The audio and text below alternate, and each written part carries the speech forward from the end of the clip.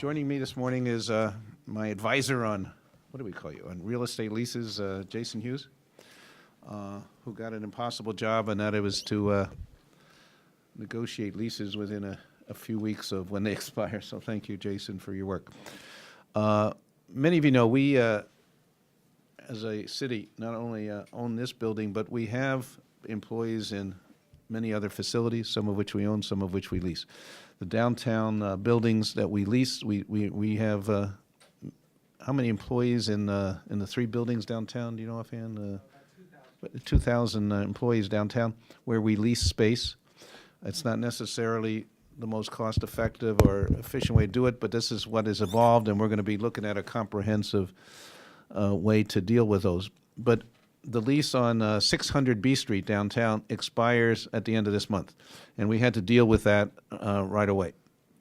And so that's what I asked Jason to do, this lease and the buildings that are in the buildings that we have leases that expire next year. And what Jason has been able to do, as you can see from this chart, is to negotiate a new lease, not at 600B, but at across the street at 525 B Street, where at a total savings from what we are paying now of more than almost $16 million over 5 years. That is, we are paying now $262 a square foot. We are going to pay $1.25 a square foot. That's an incredible reduction, incredible savings. The owners of 600B, in their last offer to us, could not get anywhere near that $1.25. So over this period of time, we are going to be able to save in our budget almost $16 million. That's an incredible savings on just the building one lease. And that does not include, by the way, that because Jason did this on a pro bono basis, the normal fee for the leases on all our buildings would have been another couple $1 million. So we can throw that in for savings also. The move is, again, basically across the street, so the employees will not be affected in all the routines that they have in parking and carpools and whatever transportation they use. But we think it's going to be a far more efficient way to conduct business. We're moving to a building that is more modern, and that's better for morale. It is one that the floors that we are leasing are bigger and therefore can be laid out more efficiently. We can use a little less space, although we have the options of more space in the building if we need to. The employees will actually have a 24-hour-a-day facilities of a locker and some gym equipment. There's retail in the bottom in the ground floor of the 525B, like this pharmacy and the sandwich shop and some other specialty stores. We're also, because of the retail ability at the bottom level, we're the water department, which is in 600B, and which accepts payments on their water bills at their offices. We're going to establish that payment center at the ground floor, so people won't have to navigate a big office building. In addition, employees will have ability to park their bicycles in the garage, for example, if they bike to work. And I just had a meeting with all the employees. They're very happy that they're staying downtown. They're very happy with some of the new amenities that they will be getting, and we think we'll be far more efficient in the operation, in addition to the cost savings. It was a great pleasure to work with Jason Hughes. He knows his business. He's a tough negotiator, but he's very creative. And he put this whole this whole leasing thing in a much bigger context of how we use our buildings more efficiently, what we may do in the future with this building. But it's a pleasure to work with someone who's a real professional, but is also both creative and comprehensive about looking at the situation. I would like to turn it over to Jason just for some more technical details, and then we'll have any questions you have. But the best news for the taxpayer is almost $16 million savings over over the 6 year, or actually it's over 5 years, and puts us in a position with our other leases to get even better deals on those. Jason, thank you so much for your efforts on behalf of the taxpayers of San Diego. You're welcome. Thank you, Mr. Mayor. So before I give you the details of the actual lease, I wanted to commend Hines, which is the owner of 525 B Street. They really went out of their way to accommodate the city and to provide a lot of flexibility and a tremendous economic package for the city and saving the taxpayers tremendous money. So as far as the lease goes, it is, as the mayor has said, it is $1.25 a foot with 6 cents annual increases over a 6-year term. We have 2 one-year options to renew. It is for between 77,000 to 100 and some odd thousand feet, depending upon what we ultimately need. We're in the process right now. We feel pretty confident that it will be very close to that 77,000 feet, which encompasses floors 3 through 6 at 525 B Street. It is a step up in building. It's a nicer building, greater in terms of the efficiencies. It's about 40% more efficient with their floor plate size. We are receiving $10 per square foot for tenant improvement allowance that could be used as part of the move for whether it be IT expenses, furniture relocation, any of those moves, as well as building out improvements to the space. So we are thrilled with this situation, and we're looking forward to the next several leases. Let me just point out, as Jason said, that I forgot what I was going to point out, but we are going to try to do this by July 1st, 60 days. I instructed employees, I told employees that we were going to close off B Street and they could strap all their desks and stuff, so we'll have a mass move over across the street at no cost. Oh, I know what I want to say. The tenant improvements addition allows us, we think, to make this move at no cost to the city. That is, the moving costs, some of the new improvements they would need will be covered by the tenant improvements that are offered by the owner of the building. And we, again, the employees were, I would say, ecstatic that they'll get a chance to clean out their desks, throw away papers, but not really change any of the routines of parking and transportation and children, etc. We're open to any questions. Did you include, are there any costs for like being in holdover or anything on the 600 B Street? Is that included in the savings here? Yeah, there is a 3-month holdover that, with no extra costs, that we will be out with that 90 days at the same rate. That so the savings would start as soon as we move out, and we're going to do it in phases. We could start moving furniture right away, and we're not going to even get charged for the new rent until we're all moved in. So, I mean, Jason got a really good deal, and we're really grateful to him. What are your plans for the rest of the office space? You got 2 more leases coming up? Well, we're going to be discussing those again, both the amount of money, but how we configure that. What may be for lease, what may be for sale. I mean, these are bigger questions, and we have. When's the next leases expire?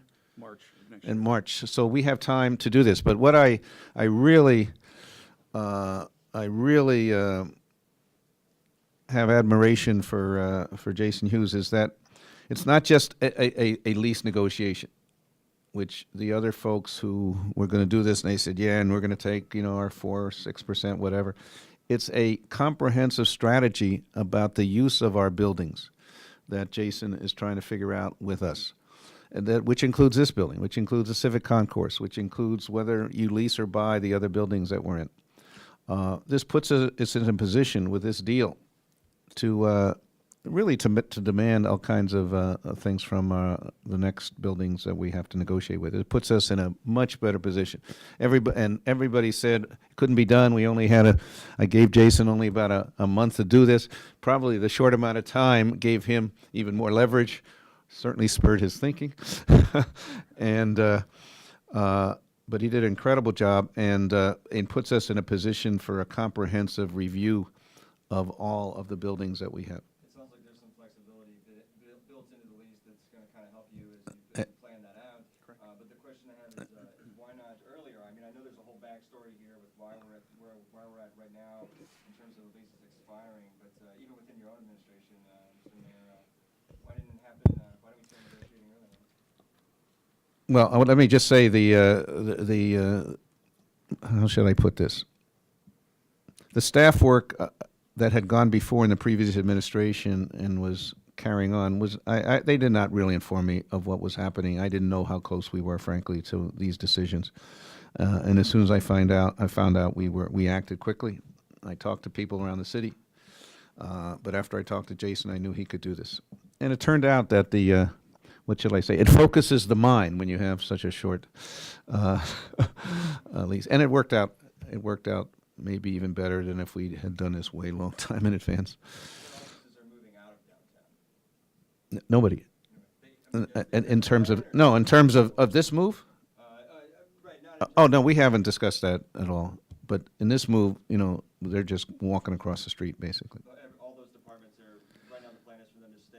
Right, public utilities and engineering capital projects, which are the only two really departments in that 600B, will be just moving over. In a UT story last week, they mentioned that Sempra is going to be coming open.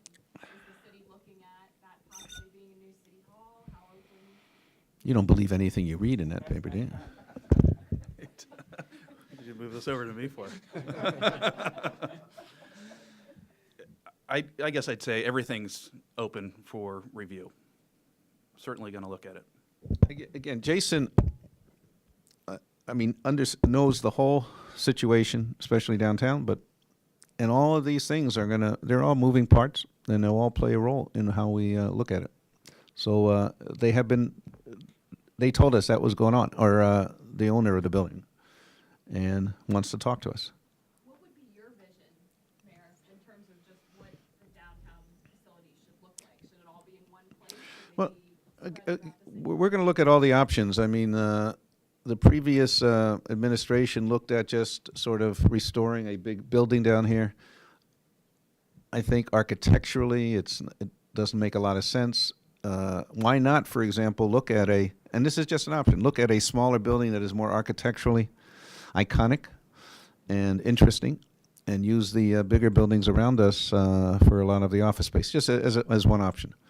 What we do with the concourse, et cetera, the civic concourse, where am I, is another matter. It's part of it.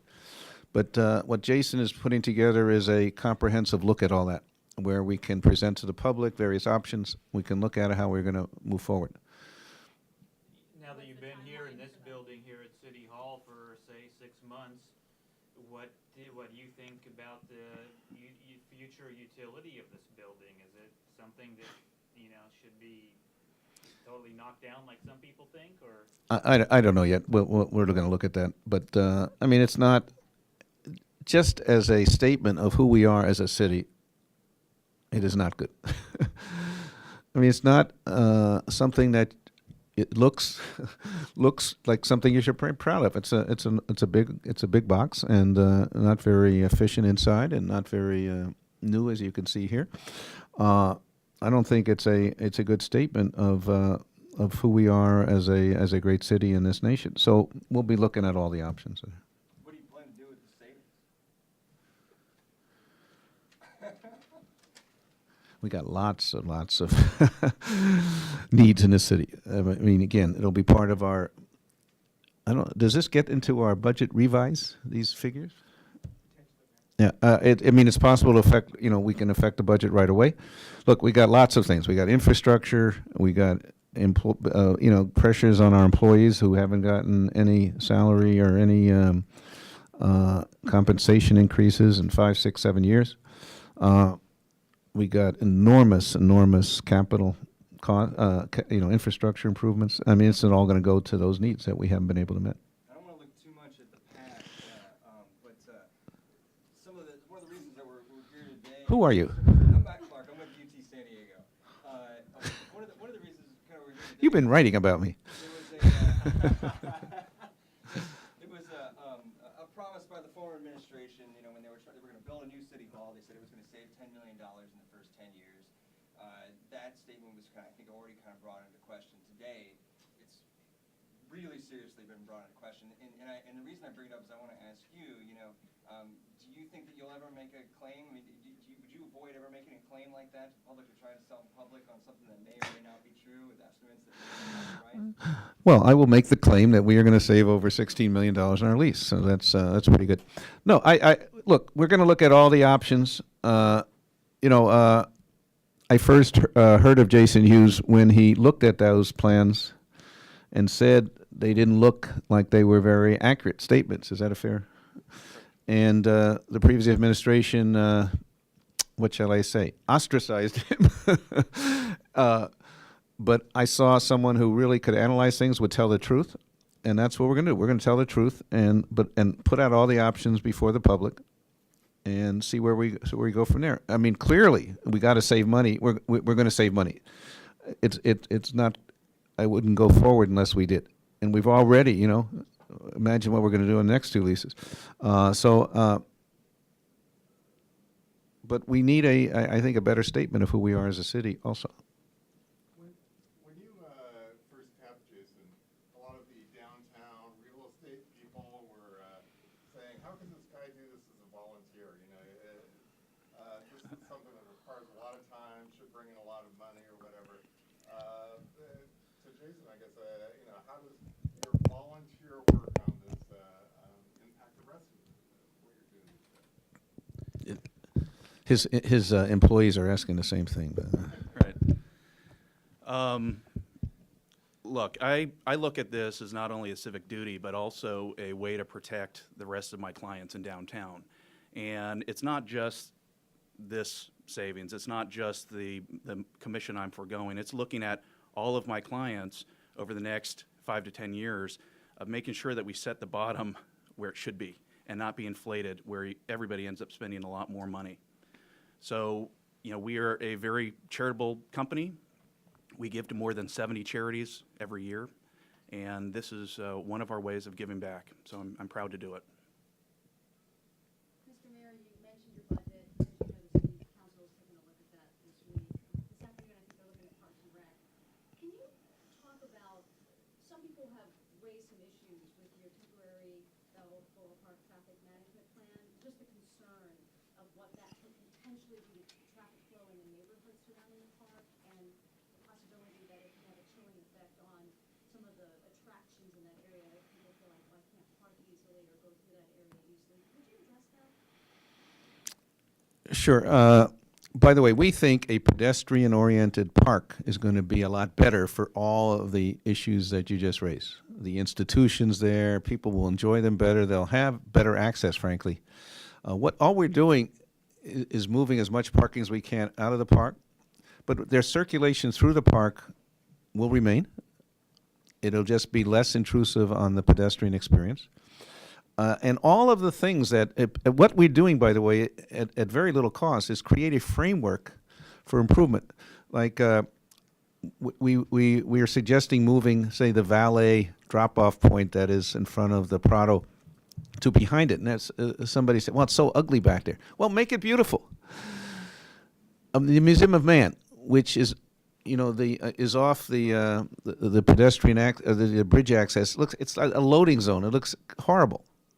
Now we have a chance to make it incredibly attractive to the pedestrian experience. So what we're doing is setting up a framework that I think people, whether it's the Old Globe or the Museum of Man or whoever, will be able to do better and not be concerned. There are parking issues. We're going to listen to them and try to deal with them. But let's remember also that the situation is forced on us by other considerations. From January to June of next year, that the bridge off Laurel Street will be closed for seismic retrofit.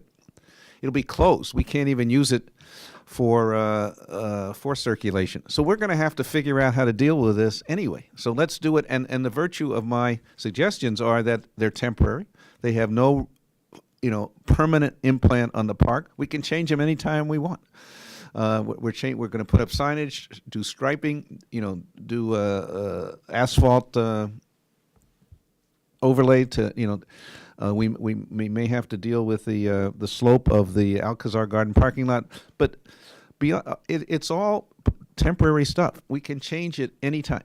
And that's the virtue of not having a $40 million bridge that's there, and if it was bad, what do you do? So I think people are going to really enjoy the new experience and the kind of improvements that can come. By the way, the other side of the Prado area used to be open to cars too. Nobody even remembers that because they're used to walking, and and all the same arguments were brought up then. I remember when it was closed down. You can't even remember there were cars allowed there because people are so used to walking, and that's what's going to happen here, I think. People are going to so like the experience, and yeah, the institutions may have to reach out in a different way, have different kind of signage, have different kind of approach to pedestrians, but their access to there is going to be there. It's going to be improved, and I think it's going to be a far more better experience. Are you calling it temporary because you're open to the idea that it could adjust? Of course. Of course. I mean, there's nothing that we're going to do that will have a permanent either damage or even improvement to the park. It's the way we look at how we're doing things now. The turnaround points, whether on weekends we want to close the bridge and see how that works. I mean, I've been to cities, and I lived in Washington, where they take a far more central piece of their geography, which is far more important to their circulation, and close it down from cars, and everybody loves it. People adapt. They figure out if you want to use the car, they figure out a way different route. So people will figure out that if on weekends, you can enter the park by car through Park Boulevard, and we'll have signs of how to get from 6th Avenue to Park Boulevard and soon. I mean, people adapt pretty quickly, and I think they're going to really enjoy what's going to happen. Mayor, do you plan to have additional meetings to have folks weigh in about the plan? I know On you the park? mentioned that. Yeah. We have meetings scheduled the rest of the month. As I said, I want to try to get the first change in by Memorial Day of this year, and but we have meetings scheduled all month especially with people like who are worried about the parking off 6th Avenue and that kind of and the institutions. We have a meeting with the Old Globe coming up, for example, because they're particularly worried. But Are these private meetings or are these public meetings? some will be public, some will be private. What's your reaction to the California Supreme Court ruling this morning regarding medical marijuana? I'm so glad we're talking about the $16 million in savings that I have for the city.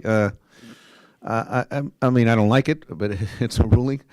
I would hope that our city would move toward regulated access and not ban of medical dispensaries.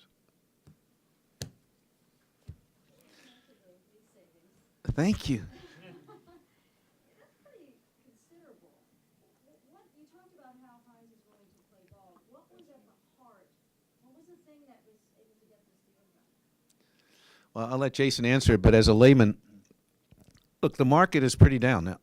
There's more rooms. there's more available than people are at it. So 525B wanted to get a tenant in there, and they were willing to offer us a really good deal to do that. And I think 600B didn't think we would move, so they didn't offer us as good a deal. I mean, I think it's as simple as that, but it's more complicated from a broker. It is somewhat simple. I mean, it is that, there's 2.8 million square feet available in downtown. And, I think part of it is I have a unique relationship with these landlords. I have, at any one given time right now, for example, 1.2 million square feet that we're representing in downtown, and it gives us a different type of end result, which is shown right here. Does Hines have an out also? No. Only the city? The city has an option out, right? It's a 6-year term with 2 one-year options to renew. There's no out. Thank you so much. We're looking forward on not only saving this money and having our employees more efficient, but using the savings in ways that will help the whole city. Thank you.